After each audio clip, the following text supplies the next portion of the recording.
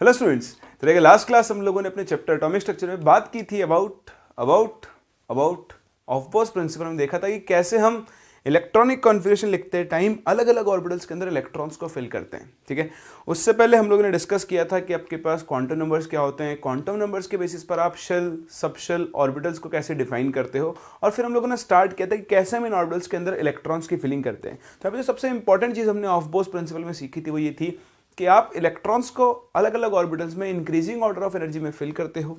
ठीक, दूसरा जो सबसे काम की चीज़ थी वो ये थी कि बाकी सबके लिए तो n+l रूल फॉलो होता है, लेकिन हाइड्रोजन के लिए सिर्फ n के ऊपर क्या करती है, एनर्जी के लिए डिपेंड करती है। अगर दो ऑर्बिटल्स के लिए प्रिंसिपल क्वांटम नंबर सेम है तो उनकी एनर्जीज भी क्या होती हैं, सेम होती है, क्योंकि हाइड्रोजन के अंदर एक सिंगल इलेक्ट्रॉन होता है, बाकी में क्या होते हैं, इलेक्ट्रॉनिक इंटरेक्शन की वजह से क्या होती है, ऑर्बिटल्स की एनर्जी चेंज हो सकती है, लेकिन हाइड्रोजन में एक सिंगल इलेक्ट्रॉन होता है, इसलिए उसके सारे ऑर्बिटल्स की जो एनर्जी वैल्यू है वो सिर्फ और सिर्फ किस पर डिपेंड करती है, n पर।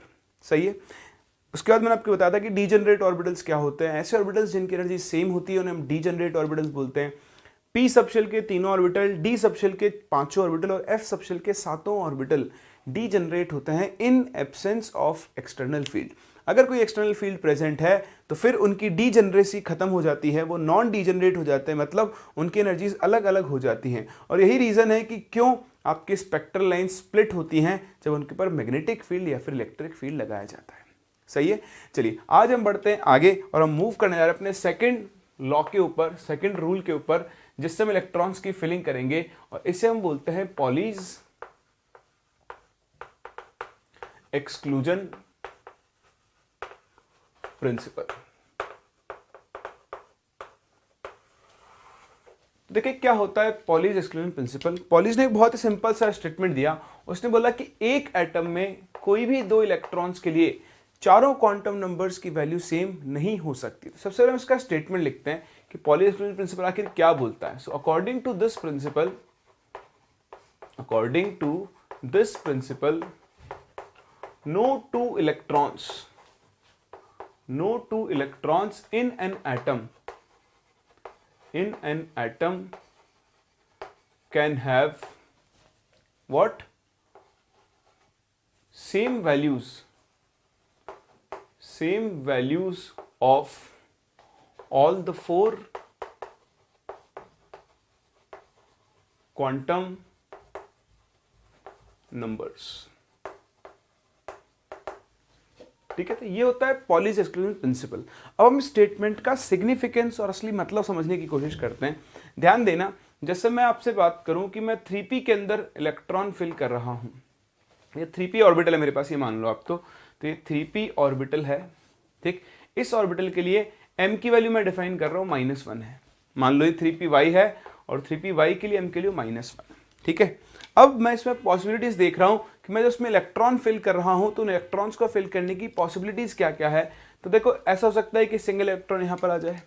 ठीक है, दूसरा ऐसा भी हो सकता है कि इसमें दो इलेक्ट्रॉन ऐसे आ जाए, है ना। ऐसा भी हो सकता है कि इसमें दो से ज्यादा इलेक्ट्रॉन आ जाए, 1 2 3। सही है। तो क्या क्या पॉसिबिलिटी सकती है। एक पॉसिबिलिटी हो सकती है कि इसमें क्या आ जाए, दो इलेक्ट्रॉन्स आए और उन दोनों इलेक्ट्रॉन्स का जो स्पिन हो, क्या हो, स्पिन वो ऐसे अपोजिट हो। वैसे तो आप जानते हो, लेकिन फिर भी हम इसका मतलब समझने की कोशिश करते हैं। देखिए 3py ऑर्बिटल सबके लिए हमने सेम ही रखा है, 3py 3py 3py। इसके लिए हम क्वांटम नंबर्स की वैल्यूज निकालना शुरू करते हैं। बताओ थर्ड शेल है तो n की वैल्यू तो हो गई 3, तो सभी के लिए n की वैल्यू 3 होगी। ठीक है, अभी मैं इस इलेक्ट्रॉन की बात कर रहा हूं, तो यहां पर देखो इस इलेक्ट्रॉन और इस इलेक्ट्रॉन दोनों के लिए हम बात करते हैं। तो देखो n = 3, यहां पर भी n = क्या होगा 3, l = 1 क्योंकि p सबशेल है, m के लिए मैंने आपको बताई दी है -1, तो वो तो इस इलेक्ट्रॉन के लिए भी -1 होगी। अब देखो अपवर्ड स्पिन है ना, तो अपवर्ड स्पिन है तो हम इसको क्या बोलेंगे, s = +½ तो बताओ इसका भी s कितना होगा, +½ ही होगा क्योंकि ये भी अपवर्ड स्पिन है। तो देखो ये पॉलीज एक्सक्लूजन प्रिंसिपल को फॉलो नहीं कर रहा है। इन दोनों इलेक्ट्रॉन्स के लिए चारों क्वांटम नंबर्स की वैल्यूज क्या आ रही है, सेम आ रही है। तो ये चीज गलत है, ऐसा नहीं हो सकता है। किसी भी एटम में कोई भी दो इलेक्ट्रॉन्स के लिए मैक्स टू मैक्स तीन क्वांटम नंबर्स की वैल्यू सेम हो सकती है, चौथा क्वांटम नंबर तो हमेशा डिफरेंट ही होगा। अगर चौथा भी सेम हो गया तो वो उसी एक ही इलेक्ट्रॉन को रिप्रेजेंट कर रहे हैं, मतलब ये अरेंजमेंट पॉसिबल नहीं है। ऐसे ही देखो आप यहां पर इस इलेक्ट्रॉन और इस इलेक्ट्रॉन के लिए निकालोगे तो फिर दोनों का क्वांटम नंबर क्या आ जाएगा, सेम। कहने का मतलब ये है कि एक ऑर्बिटल में दो इलेक्ट्रॉन सेम स्पिन के साथ नहीं आ सकते, एक ऑर्बिटल में दो से ज्यादा इलेक्ट्रॉन भी नहीं आ सकते, क्योंकि जैसे दो से ज्यादा इलेक्ट्रॉन आएंगे ऑब्वियसली तीसरे इलेक्ट्रॉन का स्पिन इन दोनों में से किसी ना किसी एक के बराबर होगा, तो आपका ये अरेंजमेंट भी पॉसिबल नहीं होगा। बोलो बात समझ रहे हो आप इस चीज को। यहां पर आओ, यहां देखो इस इलेक्ट्रॉन के लिए और इस इलेक्ट्रॉन के लिए हम वैल्यूज निकाले तो दोनों के लिए n की वैल्यू 3 होगी, सही है। दोनों के लिए l की वैल्यू कितनी होगी, 1 होगी। बताओ m की वैल्यू कितनी होगी, -1 होगी। और स्पिन, एक इलेक्ट्रॉन में स्पिन होगा +½ और एक इलेक्ट्रॉन के लिए स्पिन की वैल्यू क्या होगी, -½ तो देखो ये पॉलीज एक्सक्लूजन प्रिंसिपल को फॉलो कर रहा है। एक ऑर्बिटल में दो इलेक्ट्रॉन आ रहे हैं और दोनों का स्पिन क्या है, अपोजिट, तो इनके लिए चारों क्वांटम नंबर्स की वैल्यू सेम नहीं है। तो जब आपके पास ये तो सिंगल इलेक्ट्रॉन, इसकी तो बात ही नहीं करते हैं, ये जो तीन अरेंजमेंट पॉसिबल हैं इन तीनों में से जो करेक्ट रिप्रेजेंटेशन है वो सिर्फ यही हो सकता है। अब आप सोचो अगर तीसरा इलेक्ट्रॉन आया या तो वो अपवर्ड स्पिन से आएगा या फिर वो डाउनवर्ड स्पिन का आएगा और फिर से चारों क्वांटम नंबर्स की वैल्यूज क्या हो जाएगी, सेम। इसका मतलब ये हुआ that is an orbital can accommodate a maximum of 2 electrons with opposite spin। तो यहां से बना आपका पॉलीज एक्सक्लूजन प्रिंसिपल का सिग्निफिकेंस। अब अगर हम पॉलीज एक्सक्लूजन प्रिंसिपल का मतलब समझने चलें तो उसका एक बहुत ही सिंपल सा मतलब है कि एक ऑर्बिटल में मैक्सिमम 2 इलेक्ट्रॉन आ सकते हैं और उन दोनों का स्पिन एक दूसरे का क्या होना चाहिए, अपोजिट होना चाहिए। बस यहीं से हमारा वो फॉर्मूला बना था, आपको याद होगा मैंने आपको दो फॉर्मूले सिखाए थे। एक फॉर्मूला तो सिखाया था number of orbitals in a shell, याद है क्या, हाँ वेरी गुड, n²। कितना होता है, n²। और अब क्योंकि हमें पॉली ने सिखा दिया है कि एक ऑर्बिटल में मैक्सिमम कितने इलेक्ट्रॉन आ सकते हैं, 2। सो नंबर ऑफ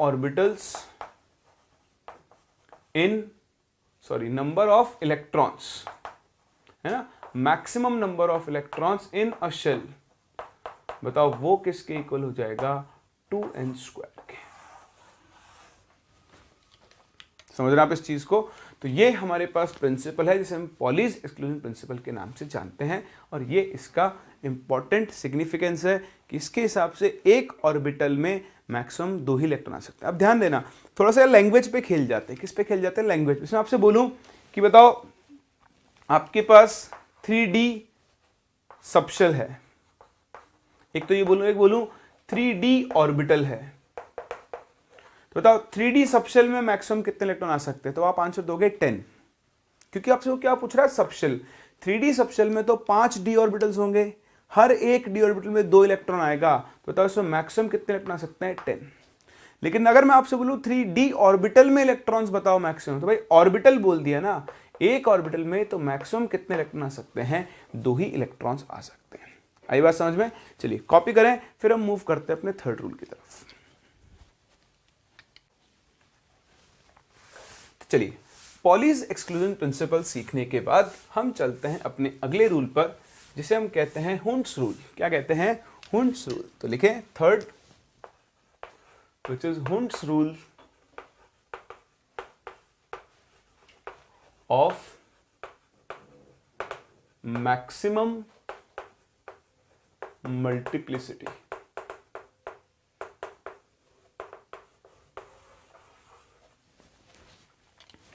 चलिए ये क्या कहता है, भी बहुत इंपॉर्टेंट है, बहुत ही आसान है। पहले भी मैं आपको इसका स्टेटमेंट ही लिखवाऊंगा, उसके बाद इसे एक्सप्लेन करूंगा। ये कहता है according to Hund out of the different arrangements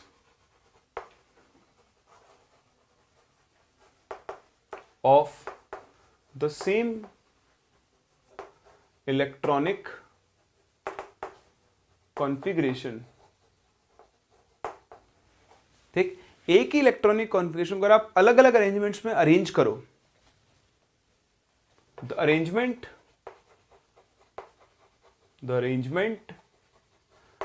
which has higher multiplicity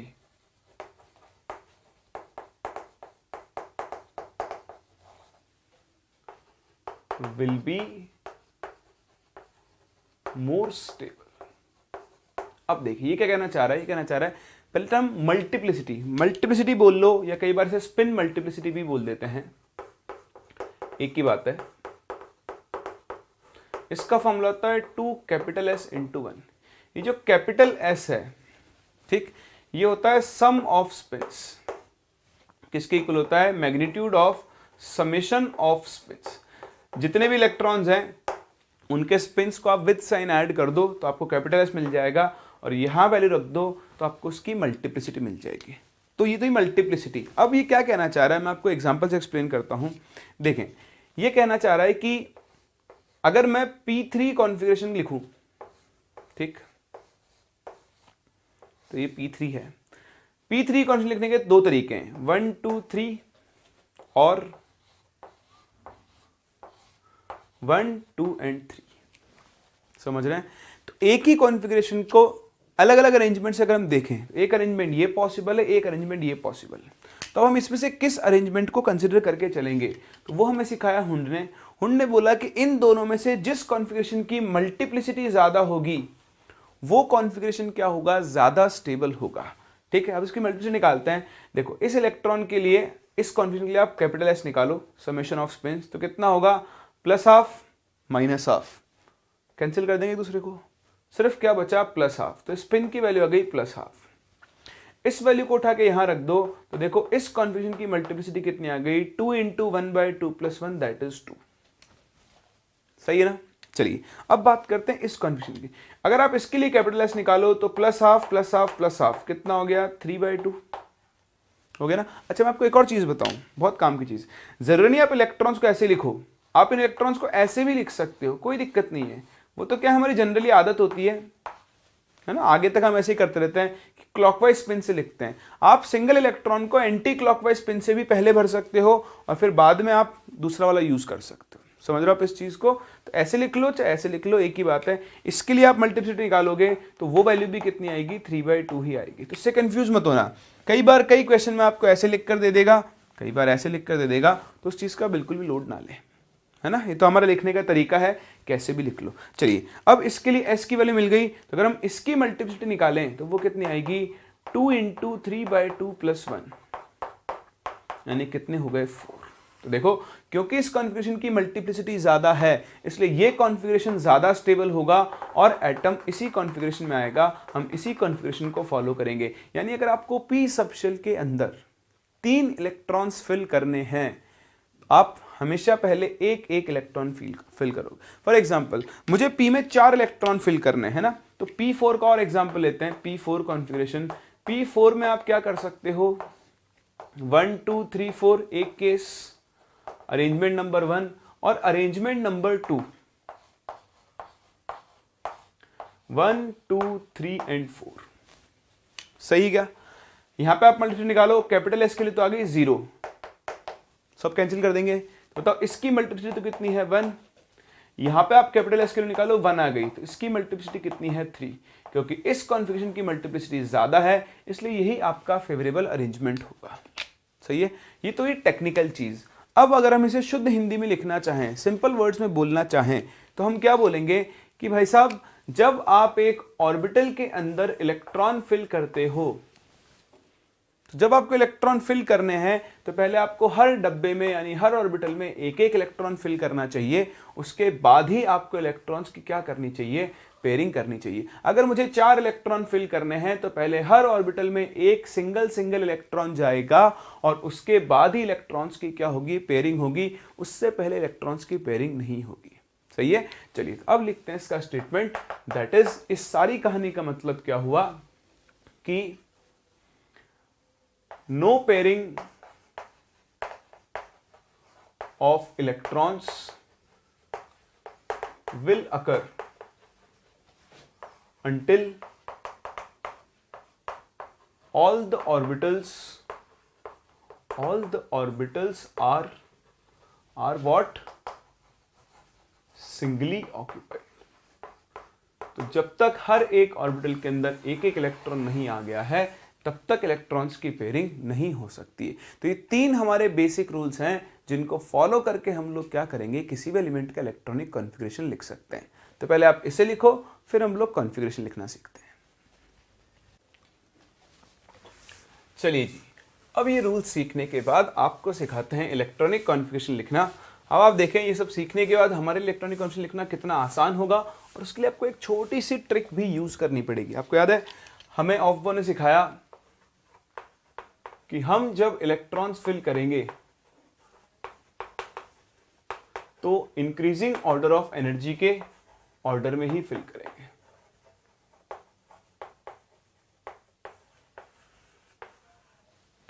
ठीक, तो वो ऑर्डर हम याद कैसे रखें, उसके लिए हमने एक बहुत सिंपल सी ट्रिक बनाई हुई है। आप क्या करो, देखो फर्स्ट शेल में कितने सब शेल होते हैं, एक, तो ये 1s। फिर ये आपका सेकेंड शेल 2s के बाद यहां पर कौन आ जाएगा, 2p। तो थर्ड शेल 3s, 3p और 3d। सही ना, थर्ड शेल में 3 सब शेल होते हैं s p d। यहां पर 3 ऑर्बिटल, यहां पर 5 और ऑर्बिटल होंगे। इस तरह 4s, 4p, 4d and 4f। ये बनेगा आपका 5s, 5p, 5d, 5f के बाद 5g भी आएगा, लेकिन हमारे पास इतने एलिमेंट्स हैं नहीं कि हम कभी 5g को यूज कर पाए, इसलिए हम f तक ही लिखते हैं। इस तरह देखें 6 शेल में क्या आएगा, 6s, 6p, 6d and 6f। Similarly 7s, 7p, 7d and 7f। ठीक, तो इस तरह से आप 1 से लेकर 7 शेल तक ऑर्बिटल्स को अरेंज कर लो सबसे पहले।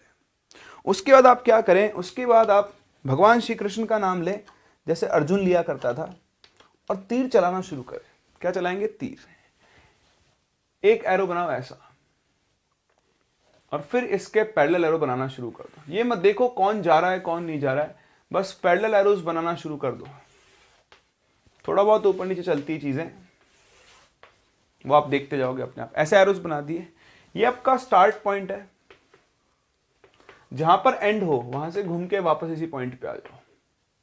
फिर इधर गए, घूम के इधर, घूम के इधर, है ना। एरो के हिसाब से एंडिंग करनी है और वापस से पीछे आना है, और बस रास्ते में जो जो मिले दान करते चलो। आपके पास भरे पड़े, मान लो थैले भरे भरे पैसे हो गए, जो जो मिलता गया उसको पैसे देते गए। तो वो पैसे हमारे इलेक्ट्रॉन्स हैं, और ये ऑर्बिटल्स जो हैं इनको हमें उन इलेक्ट्रॉन्स से फिल करना है। तो जितने इलेक्ट्रॉन्स आपके पास हैं वो आप देते हुए चलें। फॉर एग्जांपल हाइड्रोजन बेचारा, हाइड्रोजन के पास एक ही इलेक्ट्रॉन होता है, तो हम जब शुरू करेंगे तो पहले कौन आया, 1s first shell, S sub shell में एक ही ऑर्बिटल होता है, मतलब इस एस सब शेल में मैक्सिमम कितने इलेक्ट्रॉन आ सकते हैं, 2। ये मैं आपको सिखा दूं, एस सब शेल में एक ही इलेक्ट्रॉन होता है, एक ही ऑर्बिटल होता है, एक ऑर्बिटल मैक्सिमम 2 इलेक्ट्रॉन आ सकते हैं। तो एस की मैक्सिमम कैपेसिटी है 2।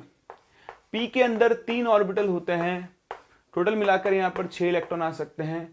डी के अंदर 5 ऑर्बिटल्स होते हैं, टोटल मिलाकर 10 इलेक्ट्रॉन आ सकते हैं। इसी तरह एफ के अंदर मैक्सिमम कितने इलेक्ट्रॉन आ सकते हैं, 14। तो हाइड्रोजन में एक इलेक्ट्रॉन है, 1s1। ये हो गया हाइड्रोजन का इलेक्ट्रॉनिक कॉन्फ़िगरेशन। इसी तरह हीलियम में 2 इलेक्ट्रॉन है, 1s2। खत्म। अब मान लो मेरे को लिथियम लिखना है, तो जब मुझे लिथियम लिखना है तो पहले मैं यहां से शुरू करूंगा। अब लिथियम का एटॉमिक नंबर हो गया 3, उसके पास 3 इलेक्ट्रॉन है, तो पहले देखो 1s की मैक्सिमम कैपेसिटी है 2, तो भर गया। उसके बाद भी आपके पास एक इलेक्ट्रॉन बचा है, तो अगला इलेक्ट्रॉन मूव करेगा किसके अंदर, 2s के अंदर, तो 2s1। चलिए थोड़ा आगे चलते हैं, बात करते हैं क्लोरीन की। क्लोरीन का एटॉमिक नंबर होता है 17। अब आपको एटॉमिक नंबर्स वगैरह थोड़े याद रखने होंगे। ध्यान दें, ये कॉन्फ़िगरेशन लिखना मैं आपको सिखा रहा हूं, सीखें, बहुत अच्छे से सीखें। इनको आप ऐसे याद नहीं करोगे, भरना आपको आना चाहिए, कभी जरूरत पड़ जाए तो। कॉन्फ़िगरेशन में आपको एक अलग तरीके से याद करवाऊंगा, उसकी चिंता मुझ पर छोड़ दो, बट अभी आप सीखते हुए चलो। क्लोरीन में मुझे 17 इलेक्ट्रॉन्स फिल करने हैं। गुरु हो जा शुरू, 1s, तो 1s में भरे 2, गिनते चले 2s2, 2s के बाद नंबर किसका आएगा 2p, तो 2p में मैक्सिमम कितने आ सकते हैं 6, गिनो 6 + 2 + 2 10, अभी तो 7 इलेक्ट्रॉन बचे हैं। 2p के बाद नंबर किसका आएगा 3s, तो 3s में 2 इलेक्ट्रॉन्स और कितने बचे 5, 3s के बाद देखो नंबर आएगा 3p, 3p5, तो ये बन गया आपके क्लोरीन का इलेक्ट्रॉनिक कॉन्फ़िगरेशन, लिख सकते हैं। इसी तरह हम और आगे चलें, Fe का एटॉमिक नंबर है 26, कितना है 26, तो अगर मुझे Fe का इलेक्ट्रॉनिक कॉन्फ़िगरेशन लिखना है तो मैं कैसे लिखूंगा, शुरू हो जाओ, 1s में कितने इलेक्ट्रॉन्स 2, 2s में कितने इलेक्ट्रॉन्स वही 2, फिर 2p6, फिर 3s2 और फिर 3p6, गिनो 10 and 8 18, 3p तक 18 इलेक्ट्रॉन हो गए, तो 3p के बाद किसका नंबर आएगा 4s, तो 4s2, 18 + 2 20, 20 के बाद अभी 6 इलेक्ट्रॉन और बचे हैं, देखो 4s के बाद नंबर किसका आएगा 3d, तो 3d में मैक्सिमम 10 जा सकते हैं, लेकिन अभी जाएंगे कितने सिर्फ 6, सही है। तो ये इसका फिलिंग का ऑर्डर है, क्योंकि 4s की एनर्जी 3d से कम है इसलिए 4s पहले भरा गया है और 3d बाद में भरा गया है। लेकिन अगर आप इस कॉन्फ़िगरेशन को अरेंज करके लिखो तो वैसे लिखा जाएगा 1s2, 2s2, 2p6, 3s2, 3p6, 3d6, 4s2, सही है। अब देखो ये तो है 26 वाले का, अगर मैं आपसे कह दूं 56 वाले का कॉन्फ़िगरेशन, हाँ मुझे पता है हम मॉडर्न लोग हैं, इतना कौन लिखेगा, 1s2, 2s2, 2p6, 3s2, 3p6, 3d, है ना, 10, 4s2, फिर 4p, फिर 4d, 5s, इस तरह से आपको पूरा फिल करना पड़ेगा। तो बात यही है, आपने अभी तो 26 से लिखा तो इतनी बड़ी लाइन बन गई, तो हम क्या करते हैं इन कॉन्फ़िगरेशंस को एक अलग तरीके से अरेंज करते हैं। कैसे करते हैं अरेंज, तो इनके रिप्रेजेंटेशन का एक तरीका होता है, आप कॉन्फ़िगरेशन पूरा नहीं लिखकर सिर्फ लास्ट के 2 को भी लिख सकते हो। जैसे मुझे आयरन का कॉन्फ़िगरेशन लिखना है तो मैं उसे 3d6 4s2 भी लिख सकता हूँ, जो लास्ट के 2 हैं उनको अरेंज करके लिख दो नंबर के हिसाब से, 3 पहले और 4 बाद। फिलिंग का ऑर्डर कुछ भी उससे कंफ्यूज मत होना, हाँ ये सही बात है कि 4s पहले फिल हुआ है 3d बाद में, लेकिन लिखते टाइम हम ऑर्डर में अरेंज करके लिख सकते हैं, it would be 3d6 4s2, समझ रहे हैं। जैसे मुझे 56 वाले का कॉन्फ़िगरेशन लिखना है तो आप पूरी कहानी मत लिखो, थोड़ा सा स्मार्ट हो जाओ, ध्यान से देखना कितने इलेक्ट्रॉन फिल करने हैं 56 ना, चलिए फिल करते हैं।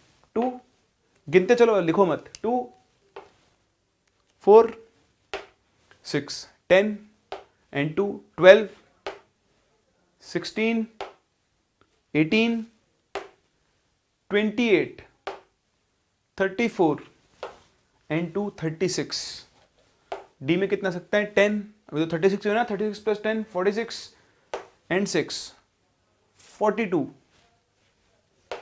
6s 54, तो देखो अब 6s पे जाकर आपका 54 आ चुका है, 54 के बाद नंबर किसका आएगा 4f, आप 4f में कितने इलेक्ट्रॉन फिल करोगे 2 इलेक्ट्रॉन्स फिल करोगे, समझ रहे हैं। लेकिन इसका एक्चुअल कॉन्फ़िगरेशन नहीं होता है, क्योंकि 54 के बाद कॉन्फ़िगरेशन चेंज होता है, वो हम प्रेडिक्टेबल के अंदर भी सीखते हैं, ठीक है। तो अभी तो हम नॉर्मल तरीके से फिल कर रहे हैं, इसलिए बस मैं आपको फिल करके दिखा रहा हूं। मान लो आप 54 बोलते हैं मुझसे अगर, तो देखो 54 कहां खत्म हुआ है 6p के 5p, हाँ 5p के बाद कहां खत्म हुआ है 54 6s पर, नहीं मैंने कहीं मिस्टेक की क्या, 2 4 6 10 and 2 12 and 16 and 2 18 28 and 6 34 and 2 36, हाँ ठीक है। 36 के बाद आप आओ 10, कितना हो गया 36 and 10 is 46, 46 and 6 is 52, 52 and 2 is 54, तो 54 का फंक्शन आप क्या लिखते 5p6 and 6s2, समझ रहे हैं आप इस चीज को। बट मुझे पता नहीं क्यों इसमें गलती लग रही है, 54 इज नोबल गैस, पता नहीं क्यों गलती लग रही है मुझे। 2 and 2 4 है ना, 4 and 6 is 10, अच्छा 10 and 2 12, 6 18, 2 20, ये आ गया ना mistake, 20 and 10 30, 30 and 6 36, 36 and 2 38, 38 and 10 is 48, 48 के बाद आपको जाना है 54 पे, 48 प्लस 6 कितना हो जाएगा 54। ये मुझे मिस्टेक दिख रही थी, बार बार मैं सोच रहा था गलत कैसे हो रहा है। तो देखो 54 पे क्या होगा, 5s2 भर चुका होगा, उसके बाद 4d में 10 हो चुके होंगे और 5p में आएंगे 6। तो जब इसे अरेंज करके लिखोगे तो ये क्या बनेगा, 4d10, 5s2 एंड 5p6। तो अब आप 54 वाले का कॉन्फिगरेशन लिखना चाहो तो डायरेक्टली ऐसे लिख सकते हो, क्या बन जाएगा 5s2 5p6। बोलो कर सकते हैं, आसान है ना। तो इस तरह से इनको फॉलो करते हुए हम इलेक्ट्रॉनिक कॉन्फ़िगरेशन लिखते हैं। चलिए मैं आपको एक काम देता हूं, आपको एक एलिमेंट का कॉन्फ़िगरेशन लिखना है जिसका एटॉमिक नंबर है 48। फटाफट से मुझे लिख के बताओ कि इसका इलेक्ट्रॉनिक कॉन्फ़िगरेशन क्या आएगा। हो गया, चलिए आपका आंसर आना चाहिए था 4d10 5s2।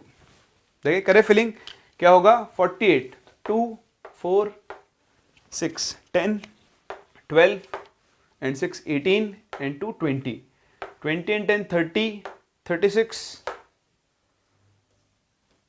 30 and 6 is 36, 36 and 2 38, 38 के बाद 10 आएगा देखो 48, तो 5s2 भर जाएगा और 4d10 अरेंज करके लिखो तो 4d10 5s2 आपका ये कॉन्फ़िगरेशन होगा। तो एक तरीका तो इसको रिप्रेजेंट करने का क्या होता है कि आप लास्ट के दो उठाकर लिख दो और वहीं से आप एलिमेंट को पहचान सकते हो।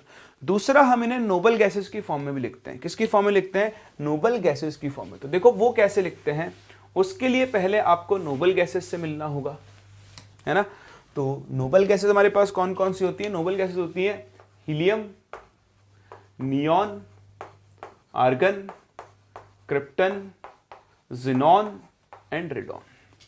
ठीक है, ये आपकी नोबल गैसेस है। तो ध्यान दें, हीलियम का एटॉमिक नंबर होता है 2।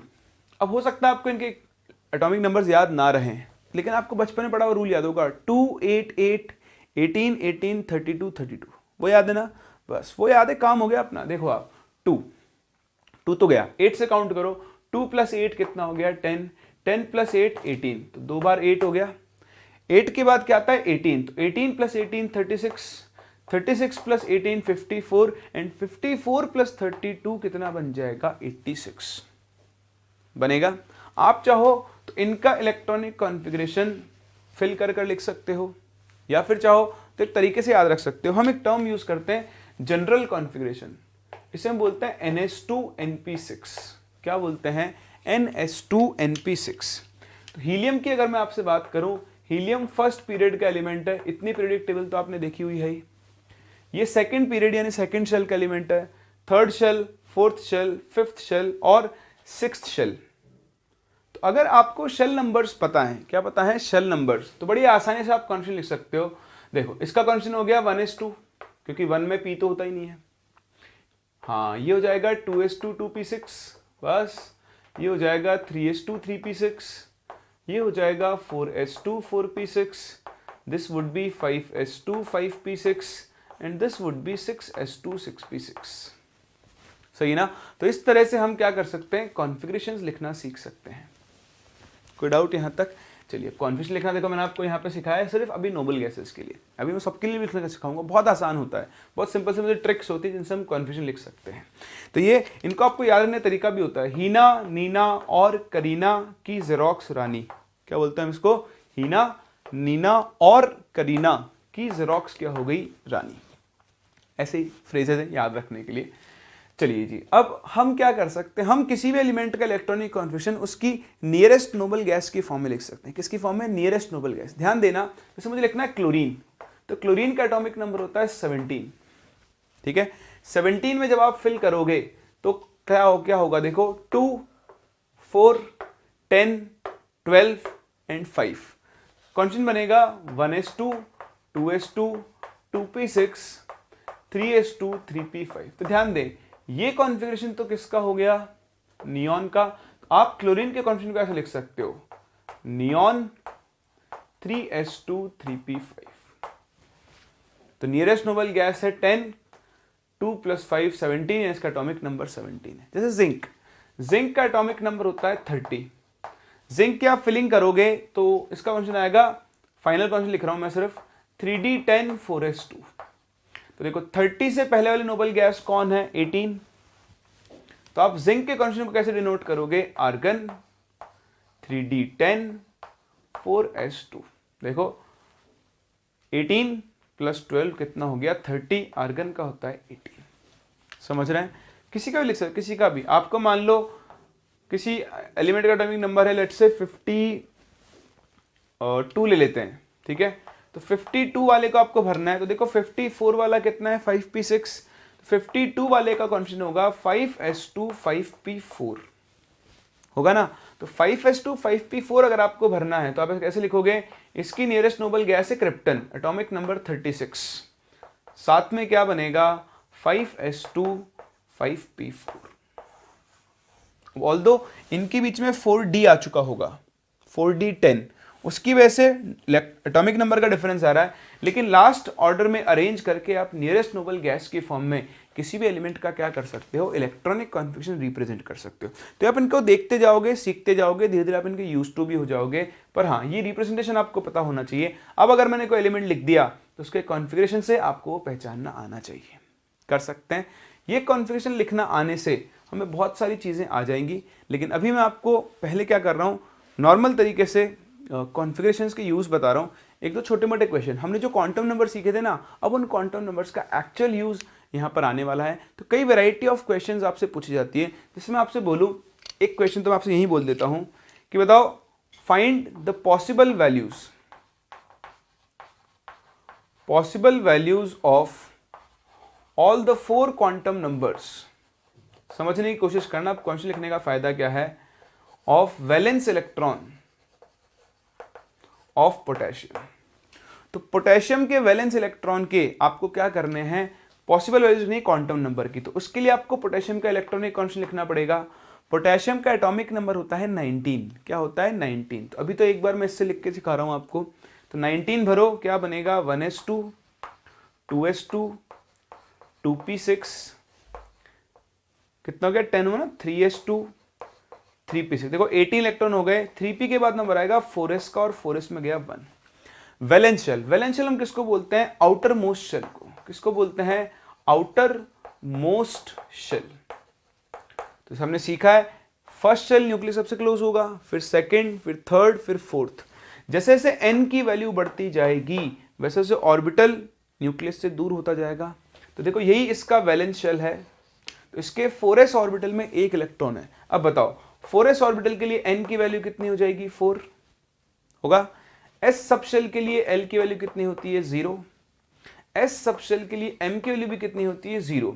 और ये जो इलेक्ट्रॉन है इसका स्पिन प्लस माइनस हाफ कुछ भी हो सकता है। हाँ, सिर्फ प्लस हाफ मत बोलना।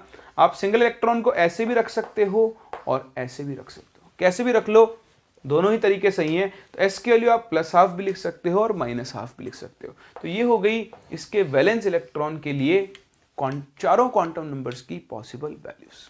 बोलो कर सकते हैं? ध्यान रहेगा आपको इतना। चलिए तो एक बार आप ये रिप्रेजेंटेशन कॉपी करें, फिर मैं आपको टेबल के बेसिस पर बताता हूं कि कैसे हम लोग इलेक्ट्रॉनिक कॉन्फ़िगरेशंस यहां पर लिख सकते हैं।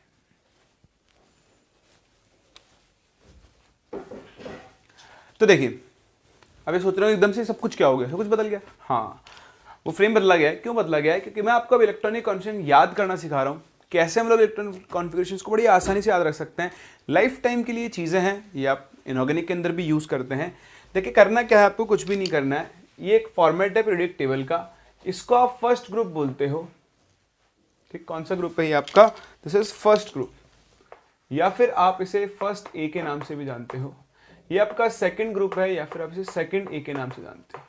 This is third, fourth, fifth, sixth, seventh, eighth, 9, 10, 11, 12, 13, 14, 15, 16, 17 and 18। इस तरह से हमने अपनी पूरी पीरियड टेबल को 18 ग्रुप के अंदर डिवाइड किया हुआ है। जो हॉरिजॉन्टल लाइंस है इनको हम पीरियड्स बोलते हैं। ये आपका फर्स्ट पीरियड है, यानी first shell n equal to 1, second shell n equal to 2, third shell n equal to 3, fourth shell n equal to 4, fifth shell है n is equal to 5, this is your sixth shell and this is your seventh shell. अगर आप elements के general configuration याद रख पाओ, जो कि आसान है, तो आप यहाँ पर सबके कॉन्फिगरेशन लिख सकते हो, आपको वो ऑर्डर फिल करने की जरूरत नहीं पड़ेगी। ध्यान से देखना, hydrogen, lithium, sodium, potassium, rubidium, caesium and francium, ये आपके फर्स्ट ए या फिर एल्कली मेटल्स हैं। एल्कली मेटल्स का जनरल कॉन्फ़िगरेशन होता है NS1। क्या होता है? NS1। एल्कलाइन अर्थ मेटल्स का जनरल कॉन्फ़िगरेशन होता है NS2। तो सेकेंड ए ग्रुप में कौन कौन से मेटल होते हैं देखें, यहां से आप शुरू करें इसको, एक और आप कंप्लीट करेंगे तो यहां आएगा आपका बेरिलियम, ठीक। बेरिलियम के बाद कौन आ गया? मैग्नीशियम, कैल्शियम, स्ट्रोंशियम, बेरियम और ये आपका रेडियम, ठीक है। तो ये आपका एल्कलाइन अर्थ मेटल्स हैं, इनका जनरल कॉन्फिगरेशन होगा NS2। अब आप शुरू हो जाओ, देखो इसका कॉन्फिगरेशन क्या हो जाएगा, सेकंड पीरियड है तो 2s2, ये क्या बन जाएगा 3s2, ये क्या बन जाएगा 4s2। इसी तरह से अगर आप देखेंगे तो ये कॉन्फिगरेशन क्या बन जाएगा 5s2, 6s2 और 7s2। सही है। तो आप इनको याद रखने की ट्रिक, इसको सीखा होगा आपने ना, है लीना की रब से फरियाद। क्या है लीना की रब से फरियाद। तो आप लिखते चले साथ साथ ताकि आपको ये भी याद रहे। और अब जनरल कॉन्फ़िगरेशन से NS1 है तो ये हो गया 1s1, ये हो गया 1s2, सॉरी 2s1, ये हो गया 3s1, ये बन गया 4s1, ये 5s1, 6s1 और 7s1 होगा। ऐसे देखें फिर हम आते हैं पी ब्लॉक पे। तो ये आपके पी ब्लॉक है, ये होती है 13th ग्रुप, इसको हम बोरोन फैमिली बोलते हैं। Boron, aluminium, gallium, indium, thallium. यहां पर आएगा carbon, carbon, silicon, germanium, tin और लेड। यहां आएगा nitrogen, phosphorus, arsenic, antimony, bismuth. यहां पे आएगा oxygen, sulphur, selenium, tellurium, polonium. यहां आपके पास आएगा फ्लोरीन, क्लोरीन, ब्रोमीन, आयोडीन और एटिस्टाइन। और इधर आएंगे आपकी noble gases, helium, neon, argon, krypton, xenon and radon. सही है। तो देखो अब इनको मेरे को ऐसे याद है ना, ऐसे आपको भी याद हो जाएंगे, थोड़ी सी आपको प्रैक्टिस करनी होगी, फोकस करना होगा। तो ये आपके 13th ग्रुप फैमिली है। 13th ग्रुप का जनरल कॉन्फिगरेशन, ये सब इन देखो, इन सबको ना हम पी ब्लॉक एलिमेंट्स बोलते हैं। हम इनको पी ब्लॉक एलिमेंट्स क्यों बोलते हैं? क्योंकि इनमें लास्ट इलेक्ट्रॉन पी सबशेल में एंटर करता है।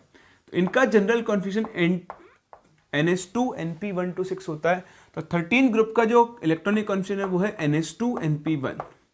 ये क्या बनेगा NS2 NP2। इसी तरह ये बनेगा NS2 NP3, ये NS2 NP4, ये NS2 NP5 और नोबल गैस का कॉन्फिगरेशन तो मैंने आपको भी बताया था NS2 NP6 होता है। बस अब कुछ भी नहीं करना है, पीरियड नंबर देखते चलो और n की वैल्यू रखते चलो। देखो ये कौन सा पीरियड है? Second period. तो ये क्या बन जाएगा 2s2 2p1, ये क्या बन गया 2s2 2p2, ये बन जाएगा 2p3, ये बनेगा 2p4, ये बनेगा 2p5। अब चलते चलो 3p1 4p1 5p1 6p1, 3p2 4p2 5p2 6p2। आप इन सब के यहां पर क्या कर सकते हो? इलेक्ट्रॉनिक कॉन्फ़िगरेशंस लिख सकते हो।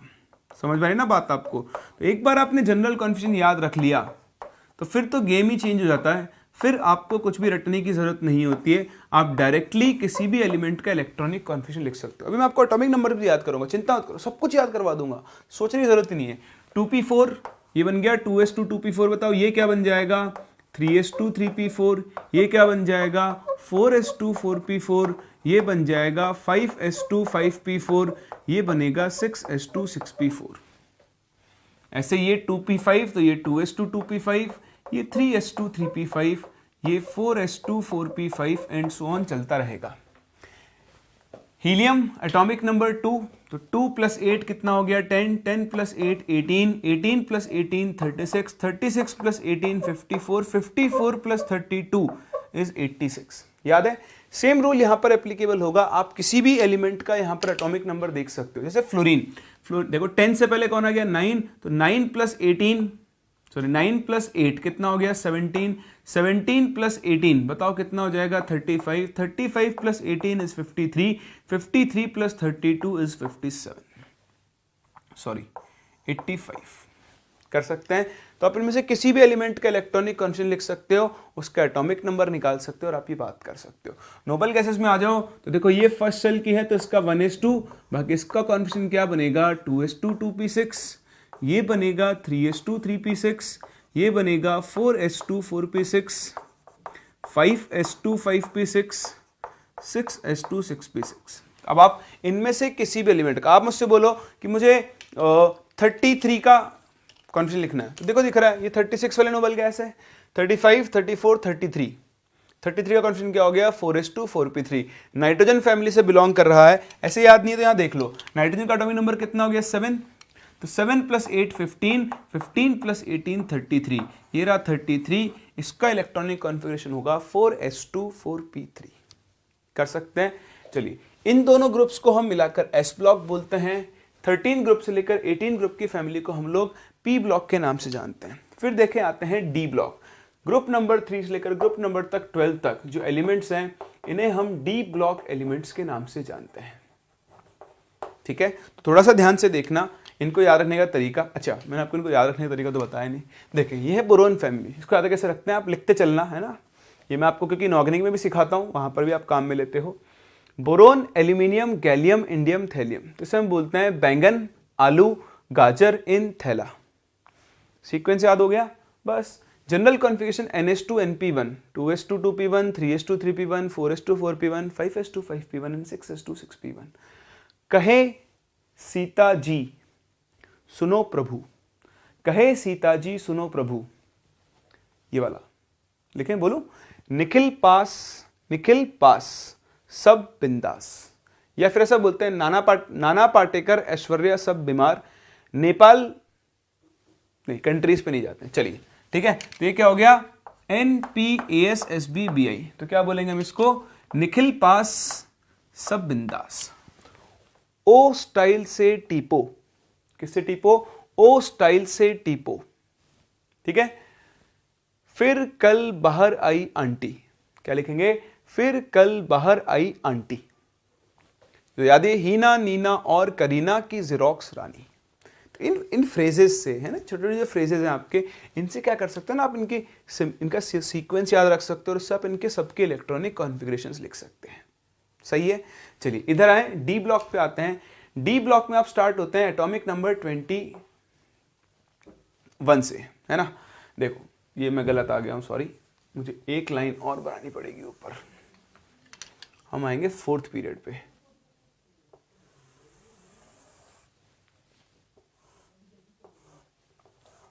ठीक है, वो कंप्लीट कर लेना।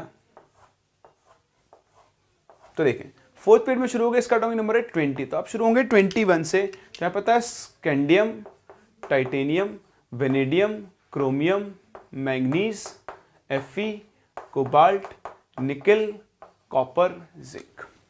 डी ब्लॉक में इसी सीरीज का इलेक्ट्रॉनिक कॉन्फिगरेशन सबसे इंपॉर्टेंट है जो आपके काम में आएगा।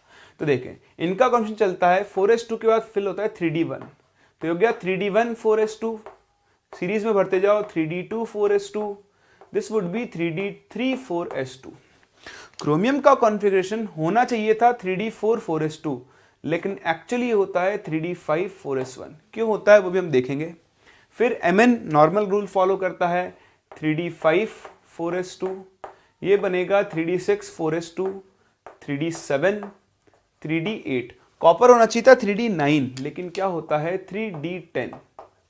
और जिंक आपका हो गया 3d10 4s2। जिंक के नीचे आता है कैडमियम और उसके नीचे आता है मरकरी। ये 3d10 4s2 है, ये 4d10 5s2 बन जाता है, ये 5d10 6s2 बन जाएगा। बाकी इनमें ना वेरिएशन अलग अलग होते हैं, तो हमें उनको याद रखने की जरूरत नहीं है। अभी हम जिस लेवल पर हैं हमें इतने कॉन्फ़िगरेशन से काम चल जाएगा। बाकी आप इनऑर्गेनिक केमिस्ट्री के अंदर यूज करते हो तो वहां पर हम देखते हुए चलते हैं। यहां पर इंपॉर्टेंट है ये दो, एक क्रोमियम जिसको मैं रेड बॉक्स बना रहा हूं, और एक ये कॉपर। इनके कॉन्फ़िगरेशंस डिफरेंट होते हैं, एक्सेप्शनल होते हैं। क्यों होते हैं हम अभी डिस्कस करने वाले हैं, लेकिन इतना आपने याद रख लिया तो कॉन्फ़िगरेशन की दुविधा से तो आप दूर हो जाओगे। किसी भी एलिमेंट का कॉन्फ़िगरेशन आप हाथों हाथ लिख सकते हो, बस मेरे ट्रिक्स को फॉलो करें और उनकी थोड़ी सी प्रैक्टिस करें। एक बार ट्रिक सीखने से आपको ये नहीं आ सकता, थोड़ा सा बना बना कर देखो। कॉन्फ़िगरेशन लिखने में आप माहिर होने चाहिए, फिर आप एटॉमिक के क्वांटम नंबर्स वाले पार्ट के क्वेश्चंस को कभी भी गलत करके नहीं आओगे। चलिए अब ध्यान से देखें, इसको याद कैसे रखते हैं। इसे बोलते हैं हम स्कीम टाई वाले क्यों माने, फिर कोई निकला कोटा जाने। हम तो कोटा वाले हैं, कई बच्चे कोटा पढ़ने आते हैं, तो इसी के ऊपर ट्रिक बनाई गई है। स्कीम टाई वाले क्यों माने, फिर कोई निकला कोटा जाने। बाकी आपकी जो ट्रिक हो आप उससे याद रखें। मेन चीज़ है आपको कॉन्फ़िगरेशंस लिखने आने चाहिए। अब आपने इसकी थोड़ी सी प्रैक्टिस कर ली तो आप फटाफट से क्या कर सकते हो, किसी भी एलिमेंट का कॉन्फ़िगरेशन लिख सकते हो। जैसे मैं आपसे बोलूँ Fe, तो Fe का इलेक्ट्रॉनिक कॉन्फ़िगरेशन क्या होगा, तो आप सीधा बोल दोगे 3d6 होगा। अब इसके ऊपर बेस्ड आपको कई क्वेश्चन पूछे जा सकते हैं। जैसे मैं आपसे बोलूँ कि बताओ Fe के अंदर टोटल नंबर ऑफ इलेक्ट्रॉन्स बताओ जिनके लिए मैग्नेटिक क्वांटम नंबर का मैग्नीट्यूड 1 होता है। ध्यान देना, मैग्नेटिक क्वांटम नंबर m का मैग्नीट्यूड 1 पूछा है, यानी +1 और -1 दोनों काउंट होंगे ना। तो चलो काउंट करते हैं। ऐसे क्वेश्चंस करने के लिए आपको इसका पूरा कॉन्फिगरेशन लिखना होगा। तो देखो 3D से पहले पहले क्या क्या भर चुका होगा, 1s2 2s2 2p6 3s2 3p6, ये सब भर चुका होगा। अब आपको देखना है m = 1। तो m की वैल्यू डिपेंड करती है l पर। याद करो, जब l 0 है तो m भी 0 आएगा, और l 0 किसके लिए होता है, s ऑर्बिटल के लिए। तो जब आप s ऑर्बिटल में हो तो m के लिए कभी भी 1 नहीं हो सकती, तो हम इसको काउंट नहीं करेंगे, इसको नहीं करेंगे, इसको नहीं करेंगे और इसको नहीं करेंगे। बचे कौन कौन से, p और d। ठीक है, तो जब आप 3 p ऑर्बिटल्स होते हैं आपके, उनमें से एक की वैल्यू +1, एक की वैल्यू 0, एक की वैल्यू -1। तो देखो p ऑर्बिटल में ये और ये दोनों काउंट होंगे, 0 वाला काउंट नहीं होगा। ऐसे ही d में 5 ऑर्बिटल्स होते हैं, होता है क्या। तो ये जो d के 5 ऑर्बिटल्स हैं उनमें -2 -1 0 +1 +2, तो सिर्फ कौन से काउंट होंगे, 1 1 वाले। ठीक है, अब देखना यहां 2p में कितने इलेक्ट्रॉन है, 6। तो 2 इलेक्ट्रॉन यहां आएंगे, 2 इलेक्ट्रॉन यहां आएंगे, तो 2 इलेक्ट्रॉन तो इसके काउंट हुए प्लस 2 इलेक्ट्रॉन इसके काउंट हुए, 4। d में 2 इलेक्ट्रॉन फिल करो तो 2 इलेक्ट्रॉन यहां के काउंट होंगे, 2 इलेक्ट्रॉन यहां के होंगे, 4 + 4 कितने हो गए, 8। पर अभी ध्यान देना 2p 3p, तो इन दोनों p के कितने इलेक्ट्रॉन हो गए, 4 यहां से और 4 यहां से काउंट हो गए। 3d 6 है, मतलब 3d में आप भरो 1 2 3 4 5 एंड 6 होगा। तो देखो अब इलेक्ट्रॉन जो होंगे, है ना, मैं यहां पर 2 केस बन सकते हैं। अगर -1 ये वाला हुआ या +1 हुआ तो ये 2 भी काउंट होंगे ना, और अगर ये -2 हुआ तो फिर ये 2 काउंट नहीं होंगे। तो यहां पर आपके पास 2 केस बन सकते हैं, 2 आंसर होंगे इस क्वेश्चन के। एक, जब -1 और +1 वाले में एक एक ही इलेक्ट्रॉन आ रहा है, तो 4 तो यहां से आपने काउंट कर लिए, 2 ये और आ गए, कितने इलेक्ट्रॉन हो गए, 6 इलेक्ट्रॉन हो गए।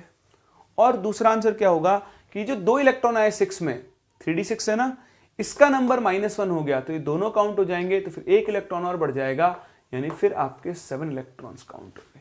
तो इस क्वेश्चन का आंसर 6 और 7 दोनों हो सकता है। समझ रहे हैं, क्वांटम नंबर्स में बहुत ध्यान से आपको देखकर सॉल्व करना होता है। ये बोल रहा है Fe में उन इलेक्ट्रॉन्स का नंबर बताओ जिनके लिए मैग्नीट्यूड ऑफ m 1 आएगा। तो पहले तो s वाले सारे हटा दो, ये p पूरा भरा हुआ है, p पूरा भरा हुआ है, तो 2 2 4 इलेक्ट्रॉन यहां से, 4 इलेक्ट्रॉन यहां से। अब जो d की कहानी है वो थोड़ी डिफरेंट है। d में 6 इलेक्ट्रॉन आए, इसमें आपको बताया कोई ऑर्डर नहीं होता है। एक केस तो ये वाला, ये -1 ये +1, ये दोनों के 2 एक एक इलेक्ट्रॉन काउंट हो गया। 6 + 2 सॉरी 4 + 4 8, मिस्टेक कर दी मैंने। 4 इलेक्ट्रॉन यहाँ के, 4 इलेक्ट्रॉन के, 8 और 2 10 इलेक्ट्रॉन तो आ जाएंगे इस वाले केस में। वहीं अगर इसका अरेंजमेंट ऐसा हो जाए, ये -1 हो जाए या +1 हो जाए और बाकी -2 0 1 चलते रहे, तो अब इसके 2 इलेक्ट्रॉन काउंट होंगे और +1 वाले का एक और काउंट होगा, तो उस केस में आंसर आपका 11 इलेक्ट्रॉन हो जाएगा। समझ रहे हैं, तो इन छोटी छोटी पॉसिबिलिटीज का आप यहाँ पर जरूर ध्यान रखें, वरना आप इनके अंदर मिस्टेक कर सकते हैं। बोलो कर लेंगे। ऐसे ही मैं आपसे पूछूं एक और क्वेश्चन, चलो छोटा सा, जगह तो नहीं पर ये हमारे किसी काम की जगह नहीं है अब, तो इसको हम खाली कर लेते हैं। चलिए आप मुझे बताएं कि मैं आपसे पूछता हूं क्रोमियम के लिए, या अभी चलो मैग्नीज के लिए पूछ लेता हूं। ठीक, मैग्नीज के लिए उन इलेक्ट्रॉन्स का नंबर बताओ जिनके लिए L = तो होगा, या L छोड़ो, M से बात करते हैं, जिनके लिए m की वैल्यू 0 होगी। ठीक है, आपको ये बताना है। तो फिर से क्या करोगे, Mn का कॉन्फिगरेशन लिखो। तो बताओ Mn का कॉन्फिगरेशन क्या होता है, मैग्नीज का कॉन्फिगरेशन बनेगा 3d5 4s2। या प्रैक्टिस करोगे ना, आपके टिप्स पे हो जाएगा। एलिमेंट का नाम बोलते हैं आप उसका कॉन्फिगरेशन लिख दिया करोगे। तो 3d5 4s2 से पहले भी बहुत कुछ रहा होगा, तो पूरा कॉन्फिगरेशन लिखो 1s2 2s2 2p6 3s2 3p6 3d5 4s2।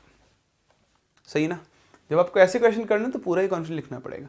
अब m इक्वल टू 0, देखो s ऑर्बिटल के लिए l होता है 0 और l 0 तो m भी क्या होगा 0।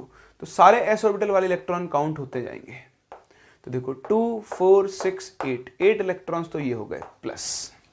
अब आप आ जाओ p में, तो ये p है। इस p में 3 में से एक ऑर्बिटल के लिए m 0 होगा, तो 2 इलेक्ट्रॉन यहां से काउंट होंगे, 2 इलेक्ट्रॉन यहां से काउंट होंगे। 8 + 4 12। अब बचा 3d, 3d5 1 2 3 4 5 1 2 3 4 5। अब क्योंकि पांचों डी में एक एक इलेक्ट्रॉन ही है, तो एक इलेक्ट्रॉन यहां से काउंट होगा जिसके लिए m 0 होगा, तो +1। 8 + 4 + 1। इस क्वेश्चन का करेक्ट आंसर कितना होगा, 13। तो ऐसे 13 इलेक्ट्रॉन्स होंगे जिनके लिए m की वैल्यू कितनी होगी, 0। कर सकते हैं, समझ में आ रहा है। चलिए, तो ये थे आपके इलेक्ट्रॉनिक कॉन्फ़िगरेशन और कैसे हम अलग अलग एलिमेंट्स के इलेक्ट्रॉनिक कॉन्फ़िगरेशंस लिखते हैं। कॉपी कर लीजिए। अब हम बढ़ते हैं आगे और देखते हैं एक्सेप्शनल इलेक्ट्रॉनिक कॉन्फ़िगरेशंस। चलिए, अब बढ़ते हैं आगे और बात करते हैं कुछ एक्सेप्शनल इलेक्ट्रॉनिक कॉन्फ़िगरेशन। देखो, बेसिकली हम कोई ज्यादा एक्सेप्शनल नहीं देखने जा रहे, हम क्रोमियम और कॉपर की ही बात करने जा रहे हैं और देखने जा रहे हैं कि क्यों इनके इलेक्ट्रॉनिक कॉन्फ़िगरेशन नॉर्मल से थोड़े से डिफरेंट होते हैं। तो आप चाहे तो यहां पर हेडिंग डाल सकते हैं, exceptional electronic configurations.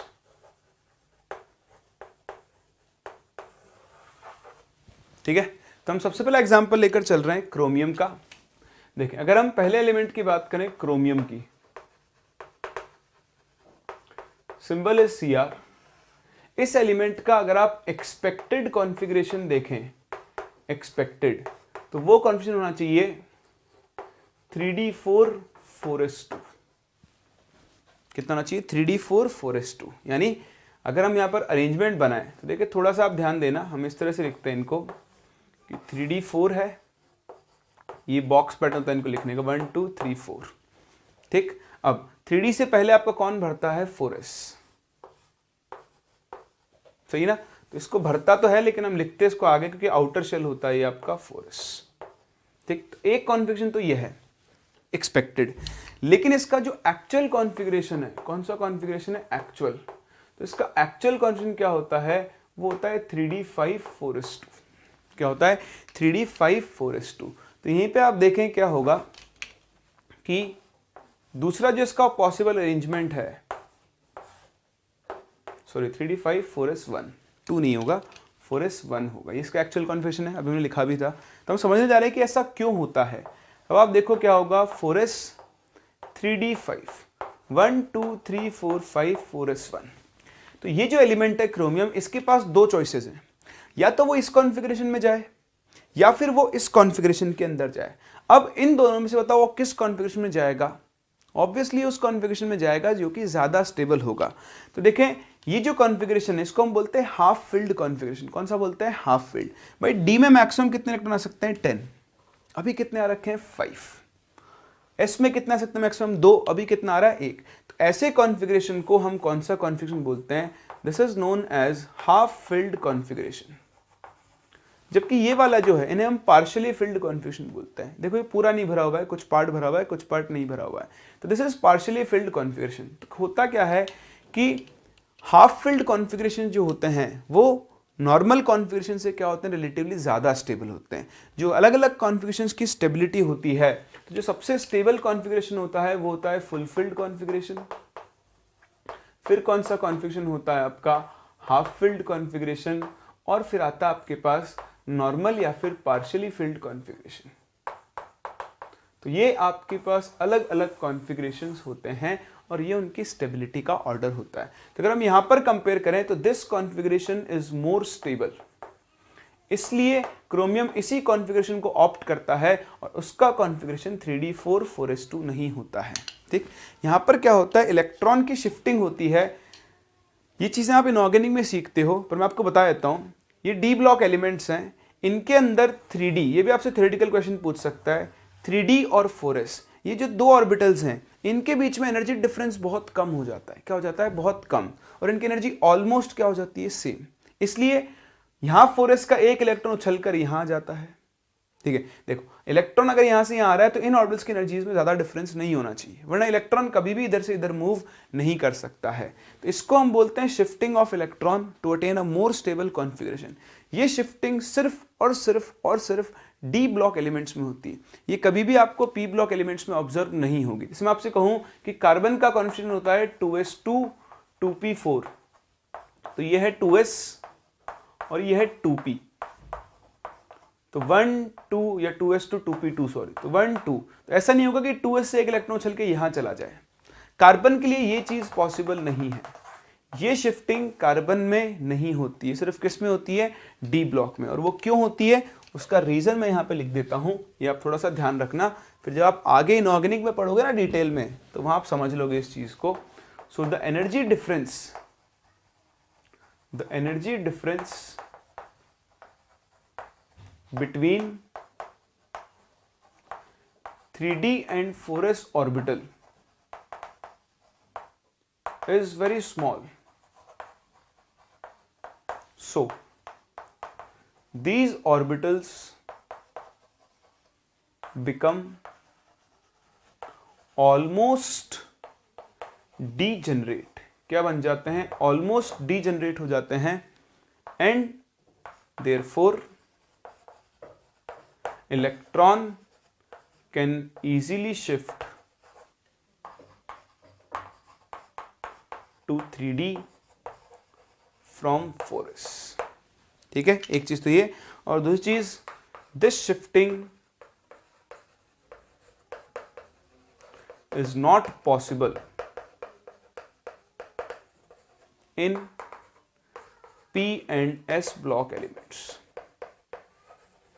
S block और पी ब्लॉक एलिमेंट्स है उनमें शिफ्टिंग पॉसिबल नहीं है, सिर्फ और सिर्फ किस में होती है, डी ब्लॉक एलिमेंट्स में होती है। So due to extra stability of this half filled configuration electron इधर से इधर शिफ्ट हो जाता है, और ये इसका एक्चुअल कॉन्फ़िगरेशन होता है जो कि इसके एक्सपेक्टेड कॉन्फ़िगरेशन से डिफरेंट होता है। तो कभी भी इसको आप काउंट ना करें, आप इसी कॉन्फ़िगरेशन से बात किया करेंगे। सेम इसी तरह कॉपर के लिए अगर आप बात करो तो उसका एक्सपेक्टेड कॉन्फ़िगरेशन होना चाहिए 3d9 4s2। क्या होना चाहिए, 3d9 4s2, लेकिन कॉपर का एक्चुअल कॉन्फ़िगरेशन क्या होता है, 3d10 4s1 होता है। वहां पर भी आप देखें 3d10 यानी डी सबशेल तो क्या होगा, कंप्लीटली फिल्ड होगा, 1 2 3 4 5 6 7 8 9 10, और 4s आपका हाफ फिल्ड होगा। तो 3d9 के कंपैरिजन में ये कॉन्फ़िगरेशन ज्यादा स्टेबल है, और ये ज्यादा स्टेबल है तो कॉपर उसकी जगह इस कॉन्फ़िगरेशन को क्या करता है, ऑप्ट करता है। तो ये दो एलिमेंट्स आप हमेशा के लिए याद रख लें, क्रोमियम और कॉपर। क्रोमियम का कॉन्फ़िगरेशन आज के बाद हम कितना लिखेंगे, 3d5 4s1, और कॉपर का लिखेंगे 3d10 4s1। रीजन मैंने आपको एक्सप्लेन कर दिया है, आगे तक के लिए आप इस चीज को याद रखें। ये चीज समझ में आ गई आपको। चलिए, अब आपके दिमाग में डाउट आ रहा होगा कि यार ऐसा क्यों होता है कि फुलफिल्ड और हाफ फिल्ड कॉन्फ़िगरेशन बाकी कॉन्फ़िगरेशन से ज्यादा स्टेबल होते हैं। तो ये भी आपको सीखना पड़ेगा क्योंकि एनसीईआरटी में डिस्क्राइब्ड है, और जेईई में इसके ऊपर बेस्ड क्वेश्चंस भी आपसे पूछे जा सकते हैं। तो आपने कॉपी कर ही लिया, चलिए ये कॉपी कर लिया है तो हम मूव करते हैं अपने अगले टॉपिक की तरफ, that is extra stability of half filled and fulfilled configuration. हम ये देखने जा रहे हैं कि क्यों हाफ फिल्ड और फुलफिल्ड कॉन्फ़िगरेशंस ज्यादा स्टेबल होते हैं। तो लिखें next heading, which is extra stability of half filled and full filled configurations।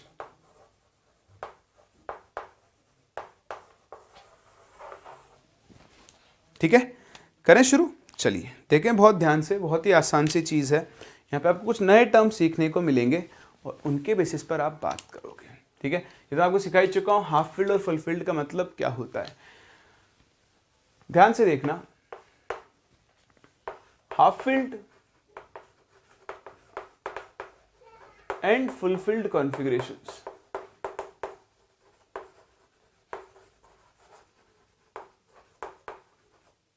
Are relatively, ये पूरा लिख लेना आप, मोर स्टेबल ड्यू टू, देखें दो मेन रीजन हम यहां पर डिस्कस करते हैं। जो सबसे पहला रीजन है इस चीज का, वो है symmetrical distribution of charge. Symmetrical distribution of charge in 3 dimensional space. जो आपका 3D स्पेस है उसमें क्या होता है, सिमेट्रिकल डिस्ट्रीब्यूशन ऑफ चार्ज होगा। जैसे आप देखें, p की बात कर लेता हूं, p ऑर्बिटल में एक कॉन्फ़िगरेशन तो है हाफ फील्ड, एक कॉन्फ़िगरेशन है पार्शियली फील्ड 1 2 3 4, और एक कॉन्फ़िगरेशन है फुल फील्ड। तो देखें यहां पर तीनों इलेक्ट्रॉन है, प्लस हाफ स्पिन है ना। सिमेट्रिकल डिस्ट्रीब्यूशन ऑफ चार्ज आप सिमेट्रिकल डिस्ट्रीब्यूशन ऑफ स्पिन भी बोल सकते हो।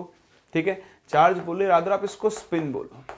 भाई चार्ज मतलब इलेक्ट्रॉन का चार्ज, इलेक्ट्रॉन्स इवनली डिस्ट्रीब्यूटेड, एक इलेक्ट्रॉन इसमें, एक इलेक्ट्रॉन इसमें, एक इलेक्ट्रॉन इसमें, है ना। इसी तरह है, देखो यहाँ इवन डिस्ट्रीब्यूशन नहीं है, 1 2 3 4, यहां पर 2 इलेक्ट्रॉन है जबकि यहां पर सिंगल इलेक्ट्रॉन है। यहाँ पे देखो इवन डिस्ट्रीब्यूशन, हर डब्बे में 2 इलेक्ट्रॉन है। एक रीजन तो हम इसका ये लेकर चल सकते हैं कि भाई जो इलेक्ट्रॉनिक चार्ज है उसका बिल्कुल सिमेट्रिकल डिस्ट्रीब्यूशन होता है, कहीं पर भी अनइवन कैरेक्टर यहाँ पर नहीं प्रोड्यूस होता है। और उससे भी इंपॉर्टेंट जो सेकंड इसका रीजन है, that is high aggregate value. High aggregate value of what, exchange energy. Exchange energy, तो ये आपका सेकंड रीजन है, high aggregate value of exchange energy. अब ये एक्सचेंज एनर्जी क्या होती है ये आपको समझना पड़ेगा और इसी के बेसिस पर आप अपने आंसर्स दोगे। समझना आप इस चीज को। तो देखिए क्या होती है एक्सचेंज एनर्जी, आप यहां समझने की कोशिश करें। मैं आपके सामने कुछ कॉन्फ़िगरेशंस लिख रहा हूं। ये कॉन्फ़िगरेशन में एक इलेक्ट्रॉन पेयर है, सिर्फ एक इलेक्ट्रॉन है, पेयर भी नहीं है। यही कॉन्फ़िगरेशन है p वाला, यहां पर मान लो 2 इलेक्ट्रॉन्स हैं, ठीक। और यही कॉन्फ़िगरेशन है ये वाला, यहां पर आपके 3 इलेक्ट्रॉन्स प्रेजेंट हैं। तो एक्सचेंज एनर्जी का मतलब क्या होता है, जैसे ये कॉन्फ़िगरेशन है, ये इलेक्ट्रॉन इस इलेक्ट्रॉन से क्या कर सकता है, अपनी पोजीशन को एक्सचेंज कर सकता है, क्योंकि दोनों इलेक्ट्रॉन्स का स्पिन क्या है, सेम है ना। सेम स्पिन के इलेक्ट्रॉन्स क्या कर सकते हैं, अपनी पोजीशंस को एक्सचेंज कर सकते हैं। सो electrons with same spin, electrons with same spin can exchange positions. ठीक है, तो अब ये इससे एक्सचेंज करेगा, तो ये इसको हम बोलते हैं कि हमारे पास एक एक्सचेंज पेयर बना। क्या बना, दिस इज 1 एक्सचेंज पेयर। ऐसे देखो इस कॉन्फ़िगरेशन में ये इससे अपनी पोजीशन एक्सचेंज कर सकता है और ये इससे भी अपनी पोजीशन एक्सचेंज कर सकता है। ये इससे करे या इससे करे एक ही बात है। तो देखो यहां आपको कितने एक्सचेंज पेयर मिल रहे हैं, 2 एक्सचेंज पेयर मिल रहे हैं। कितने पेयर मिल रहे हैं, 2 एक्सचेंज पेयर मिल रहे हैं। तो ये माना गया है, ये थ्योरेटिकल एक्सप्लेनेशन इस चीज का, कि जब ये इलेक्ट्रॉन अपनी पोजीशन को एक्सचेंज करते हैं तो क्या होता है, थोड़ी सी एनर्जी रिलीज करते हैं। हर एक्सचेंज पेयर के करस्पॉन्डिंग जो एनर्जी रिलीज होती है उसी को हम लोग क्या बोलते हैं, एक्सचेंज एनर्जी बोलते हैं। तो what will be the exchange energy, exchange energy will be the energy released पर एक्सचेंज पेयर। इसको ऐसे ही एक्सप्लेन किया गया है कि इलेक्ट्रॉन क्या करता है, एक तरीके से डीलोकलाइज हो रहा है, ये अपनी पोजीशन को इधर उधर एक्सचेंज कर रहे हैं आपस में। सेम स्पिन वाले, अपोजिट स्पिन वाले इलेक्ट्रॉन कभी भी एक्सचेंज नहीं कर सकते, सिर्फ सेम स्पिन वाले करेंगे, क्योंकि उससे कॉन्फ़िगरेशन पे कोई फर्क नहीं पड़ेगा। लेकिन एक्सचेंज की वजह से, अपनी पोजीशंस को एक्सचेंज करने की वजह से ये कुछ एनर्जी रिलीज करते हैं। ठीक, जितनी ज्यादा एक्सचेंज एनर्जी रिलीज होगी उस कॉन्फ़िगरेशन की स्टेबिलिटी क्या होती है, उतनी ही ज्यादा बढ़ती जाती है। तो देखें एक एक्सचेंज पेयर के लिए जो एनर्जी रिलीज होती है वो होती है ई। तो देखो यहां तो कोई एक्सचेंज पेयर नहीं है, अगर हम इन तीनों कॉन्फ़िगरेशंस को कंसीडर करें तो यहां पर एक भी एक्सचेंज पेयर नहीं है। देखो यहां पर एक एक्सचेंज पेयर है, तो यहां जो एनर्जी रिलीज होगी वो होगी ई। क्योंकि रिलीज है तो हम माइनस साइन से दिखाते हैं कि यहाँ एनर्जी रिलीज हुई E। बताओ यहाँ कितने एक्सचेंज पेयर है, हाँ तो यहाँ एनर्जी रिलीज कितनी होगी 2E। तो इन तीनों में से सबसे ज्यादा एक्सचेंज एनर्जी कहाँ रिलीज हो रही है, इस कॉन्फ़िगरेशन में हो रही है ना, इसलिए ये कॉन्फ़िगरेशन इन दोनों कॉन्फ़िगरेशन से क्या होगा, ज्यादा स्टेबल होगा। So due to higher exchange energy released,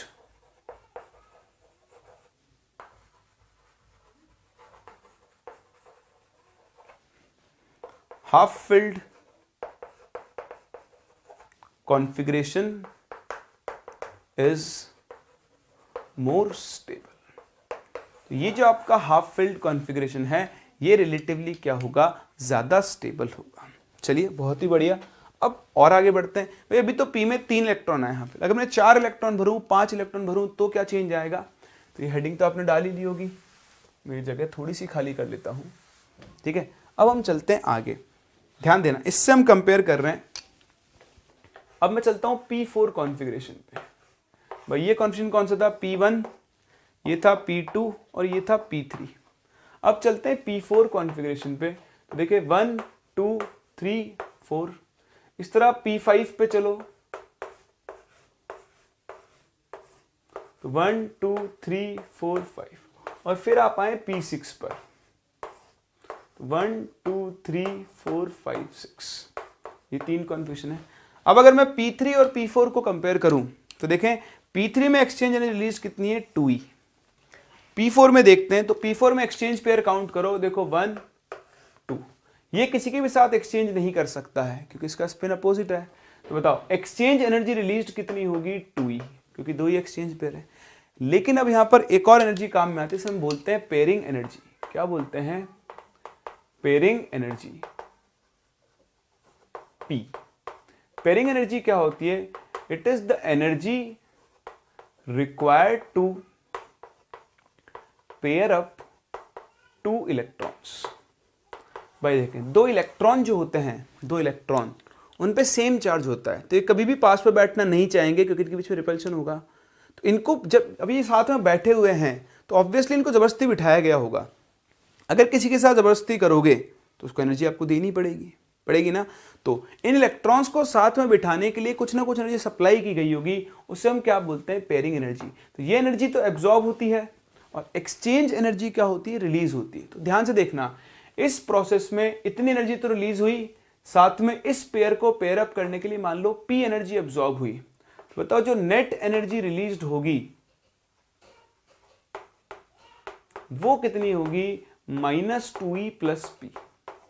मतलब इसके अंदर से कुछ पार्ट यहां एब्जॉर्ब हो जाएगा। जैसे मान लो ये एनर्जी थी 50 जूल, तो यहां पर 50 जूल का कुछ पार्ट चला गया मान लो 5 जूल, तो ओवरऑल एनर्जी रिलीज कितनी होगी 45 जूल। तो देखें इस केस में एनर्जी रिलीज क्या है, कम, इसलिए P3 और P4 में से आपका कौन सा कॉन्फ़िगरेशन ज्यादा स्टेबल होगा, हाफ फिल्ड कॉन्फ़िगरेशन ज्यादा स्टेबल होगा। ऐसे ही अगर आप यहां पर आ जाओ, चलो यहां पर आते हैं, देखो यहां पर आप गिनो, ये इलेक्ट्रॉन इसके साथ पोजीशन चेंज कर सकता है, इसके साथ कर सकता है, और ये दोनों आपस में कर सकते हैं। तो यहां पर कितने एक्सचेंज पेयर हो गए 3, तो एनर्जी रिलीज होगी 3, और साथ में 2 इलेक्ट्रॉन पेयर अप हो रहे हैं, तो एब्जॉर्ब कितनी होगी 2P। तो नेट एनर्जी रिलीज कितनी होगी -3 + 2P। ऐसे ही जब आप लास्ट कॉन्फ़िगरेशन में आओगे यहां, तो 3 देखो एक्सचेंज पेयर गिनो, 1 2 3 4, 4 तो हो गए एक्सचेंज पेयर, एनर्जी रिलीज हो गई 4E, और साथ में 3P एनर्जी एब्जॉर्ब होगी, तो नेट एनर्जी कितनी होगी -4E + 3P। कर सकते हैं ना। तो अब ये सब चीजें एक्सपेरिमेंटल है, ये आप ध्यान रखें। P6 कॉन्फ़िगरेशन में जो एनर्जी रिलीज होती है वो इन बाकी सारों से क्या होती है, ज्यादा होती है। इसलिए फुलफिल्ड कॉन्फ़िगरेशन की स्टेबिलिटी हाफ फिल्ड या फिर किसी और कॉन्फ़िगरेशन से क्या होती है, हमेशा ही ज्यादा स्टेबल होती है। तो आप इस लॉजिक पे जरूर ध्यान दें। अगर आपसे कोई ये पूछ ले कि फुलफिल्ड और हाफ फिल्ड कॉन्फ़िगरेशन ज्यादा स्टेबल क्यों होते हैं, तो आप एक ही आंसर देंगे, क्योंकि फुलफिल्ड और हाफ फिल्ड कॉन्फ़िगरेशन के अंदर जो एक्सचेंज एनर्जी रिलीज होती है ओवरऑल, उसकी वैल्यू हमेशा क्या आती है, ज्यादा। इसीलिए इन कॉन्फ़िगरेशन की स्टेबिलिटी भी क्या होती है, बहुत ज्यादा होती है। चलिए अब क्योंकि हम एक्सचेंज पेयर्स यहाँ पे काउंट कर ही रहे हैं, मैंने आपको सिखाया है, तो मैं आपको इसके लिए एक फॉर्मूला भी सिखाता हूँ कि कैसे हम किसी कॉन्फ़िगरेशन में एक्सचेंज पेयर्स काउंट कर सकते हैं। देखें, नंबर ऑफ एक्सचेंज पेयर्स अगर आपको निकालने हैं, कई बुक्स में आपको इनके ऊपर भी क्वेश्चन मिल सकते हैं। नंबर ऑफ एक्सचेंज पेयर, उसका फॉर्मूला होता है a into A minus 1/2 plus b into B minus 1/2। यहाँ पर a होते हैं number of electrons with one type of spin और b क्या होता है number of electrons with another type of spin. ठीक, जैसे देखो यहां आपको एक्सचेंज पेयर निकालने थे इस कॉन्फ़िगरेशन से, मान लो तो सबका स्पिन एक ही है, तो कितने इलेक्ट्रॉन है 3, तो क्या लिखोगे 3 इंटू 3 माइनस 1/2। बताओ कितने एक्सचेंज पेयर आ गए आपके पास, ये तो 3 एक्सचेंज पेयर आ चुके हैं, जबकि हमारे पास एक्सचेंज पेयर कितने आ रहे हैं 2। अच्छा हमने गलती कर दी, देखो हमने इसको तो काउंट ही नहीं किया, ये भी तो आपस में पोजीशन चेंज करेंगे, तो एक्सचेंज पेयर होंगे 3e। देखो 3 एक्सचेंज पेयर आ गए। ठीक, ऐसे देखो यहाँ पे भी काउंट नहीं किया, -3e हो गई। सही है, चलिए ऐसे ही यहाँ पे आप देखें, यहाँ पर भी हमने काउंट नहीं किया तो ये 4e हो जाएगा। अब आप देखो यहाँ एक्सचेंज पेयर निकालो तो 3 इलेक्ट्रॉन तो सेम टाइप के स्पिन के हैं, तो 3 इंटू 3 माइनस 1/2 प्लस 2 इलेक्ट्रॉन दूसरे टाइप के स्पिन के, तो 2 इंटू 2 माइनस 1/2। देखो एक्सचेंज पेयर कितने हो गए 4 हो गए ना। तो आप किसी भी कॉन्फिगरेशन निकाल सकते हो, जैसे P है, अगर आप D वाले कॉन्फिगरेशन निकालना चाहो, मान लो मैं आपको कॉन्फिगरेशन लिख के दे दूं ये कि D7 है, तो देखो 1 2 3 4 5 6 7, यहां आपको नंबर ऑफ एक्सचेंज पेयर्स निकालने हैं, तो निकालो। 5 इलेक्ट्रॉन तो सेम टाइप के, तो 5 into 5 minus 1/2 plus 2 electron same type के, तो 2 इंटू 2 माइनस 1/2।